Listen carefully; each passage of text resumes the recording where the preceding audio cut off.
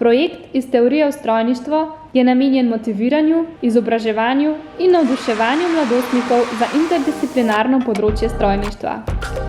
Videoposnetki razlagajo snov srednješolske fizike.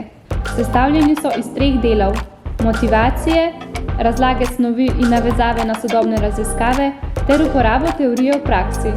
Z ogledom videoposnetkov se gledalke in gledalci naučijo, kako je gibalna količina povezana z zagotavljanjem varnosti potnikov, kaj je Dopplerjev pojav in zakaj se nam ob letu nadzvočnih letal zdi, da je bil prebit zvočni zid, kako deluje električni krog, o čem govori Ohmov zakon in kako se optično preslikuje tridimenzionalna telesa.